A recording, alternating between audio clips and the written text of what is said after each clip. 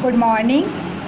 Myself, Dr. Kumari Bharti, Jamshedpur Cooperative College, Department of Philosophy. I deliver my lecture, Hedonism. सुखवाद क्या है? सुखवाद क्या है, यह विचार करने से पहले मैं यह विचार करूँगी कि हमारे जीवन का लक्ष्य क्या होना चाहिए। जब हम इस विचार पे आते हैं कि मानव के जीवन का क्या लक्ष्य होना चाहिए, what is the goal of human life, तो यहाँ पर हम विभिन्न मतों को पाते हैं। सबसे पहले तो यह विचार उभर के आता है, यह मत सामने आता है कि कुछ लोग सुख को ही मानव जीवन का अंतिम लक्ष्य मानते हैं। The happiness is the ultimate goal of human life. और कुछ विचारकों के अनुसार आत्मपूर्णता यानी कि परफेक्शन ही जो है ये मनुष्य के जीवन का अंतिम लक्ष्य है। अब मैं बात कर रही हूँ सुखवाद की। तो सुखवाद क्या है? सुखवाद हिडोनिज्म जो है हिडोन से बना है। Hedonism comes from the Greek word hedons. It means pleasure, happiness. हम सुख को चाहते हैं। तो मनुष्य के जीवन का लक्ष्य सुख की प्राप्ति है। Man never wants to sorrow. मनुष्य कभी भी दुख नहीं चाहता। The purpose of human life to achieve of happiness. मनुष्य के जीवन का एकमात्र उद्देश्य है सुख की प्राप्ति। तो सुखवाद मनुष्य के सुख की प्राप्ति पर जोर देता है। मानव के जीवन का एकमात्र उद्देश्य सुख की प्राप्ति को बताता है।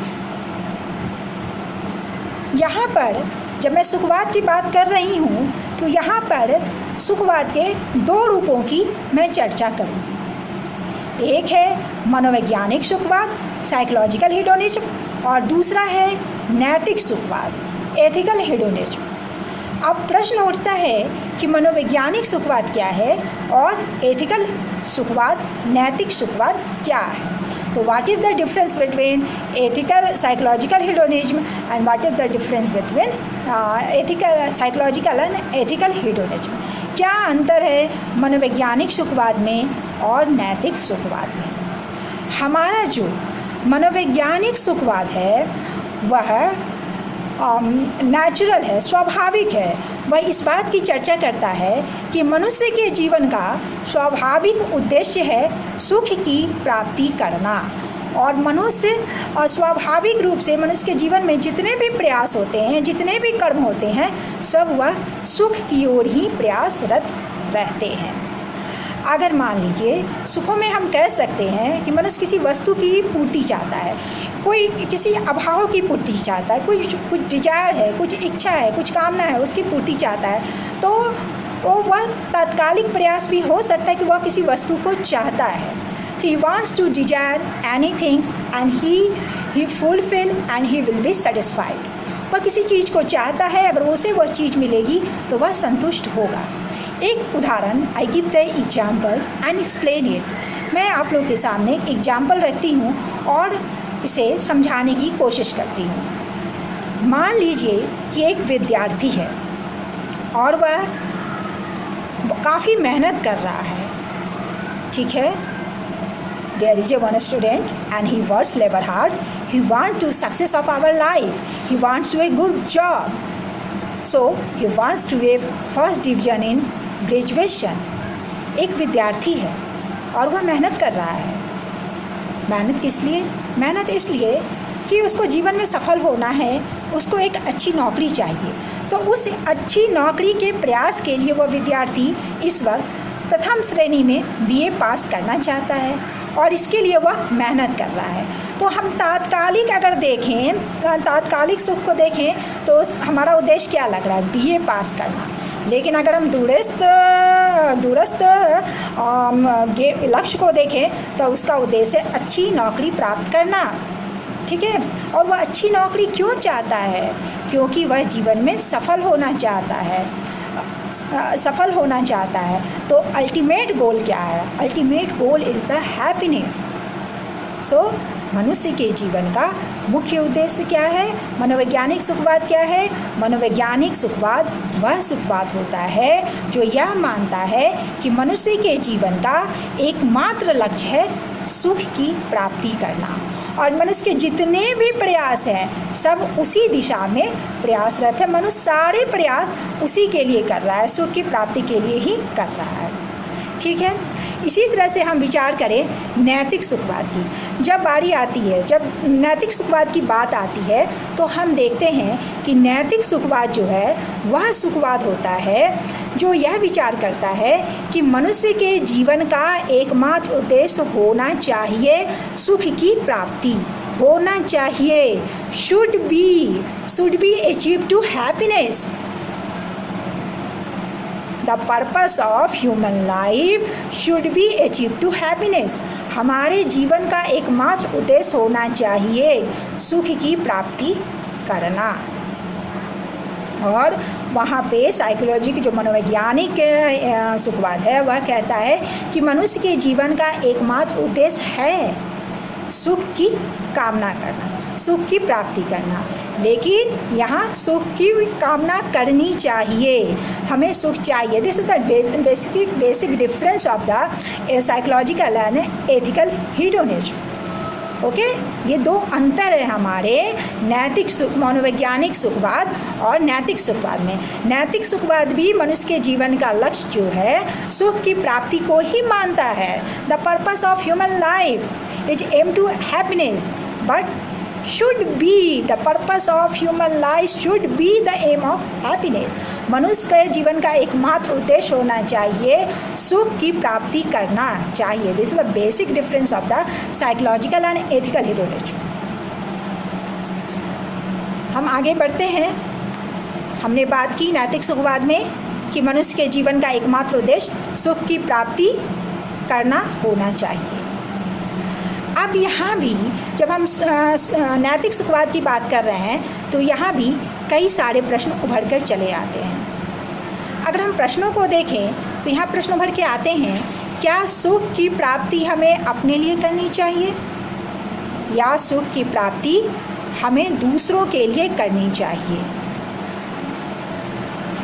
तो यहाँ भी दो भेद हैं, एक स्वार्थमूलक सुखवाद और एक हो जाता है परार्थमूलक सुखवाद। स्वार्थमूलक सुखवाद egoistic hedonism, परार्थमूलक सुखवाद ऑल्ट्रिक hedonism. स्वार्थमूलक सुखवाद egoistic hedonism यह मानता है कि मनुष्य जो भी कर्म करता है अपने सुख के लिए करता है। Kinds of actions bring to happiness to all life, this is called for egoistic hedonism। जब कोई भी हम काम करते हैं और उसका उद्देश्य एकमात्र अपने सुख की प्राप्ति करना रहता है तो वो मेरा स्वार्थमूलक सुखवाद है। लेकिन जब हम कोई काम करते हैं और उसका उद्देश्य दूसरों की सुख की प्राप्ति कराना होता है तो उसे ही हम परार्थमूलक सुखवाद कहते हैं। Okay, kinds of action brings of happiness to others life, this is called for altruistic hedonism। परार्थमूलक सुखवाद कहते हैं। अब जब हमने स्वार्थमूलक सुखवाद की बात कर ली, स्वार्थमूलक सुखवाद जब हम अपने लिए सुख की कामना के लिए करते हैं, कोई भी काम हम अपने सुख की प्राप्ति के लिए। परार्थमूलक सुखवाद हम दूसरों के भी सुख का विचार करते हैं और हम चाहते हैं कि अधिक से अधिक लोगों को सुख मिले। तो इस तरह की जब हम बात करते हैं तो उसे हम लोग परार्थमूलक सुखवाद कहते हैं। आगे भी कई सारे प्रश्न उभर कर आते हैं। अब प्रश्न उभर के हमारे सामने ये आता है कि जब हम सुख की बात कर रहे हैं तो सुखों में भी क्या सभी सुख एक समान है या सुखों में भी अंतर होता है? अब देखिए, एक व्यक्ति है वो शराब पी रहा है और शराब पी करके सुख की अनुभूति कर रहा है, सुख को महसूस कर रहा है, ठीक है। दूसरा व्यक्ति है जो कि कविता पाठ कर रहा है या गाना सुन रहा है या गाना गा रहा है, तो क्या दोनों के सुख को, दोनों ही सुखी है। शराब, एक व्यक्ति शराब पीकर सुखी है, एक व्यक्ति गाना सुन के सुखी है, या वो गाना गा रहा है, वो कविता पाठ कर रहा है, तो क्या दोनों सुख समान है? क्या दोनों सुख समान हैं? अब there are two differences of here. शराब पीने का सुख और कविता पाठ का सुख क्या एक समान हो सकता है? यहाँ भी दो मिथ हैं. There are two differences of here, between the bad and good actions. Some man gets the happiness of drinking alcohol, and some man gets happiness of poem.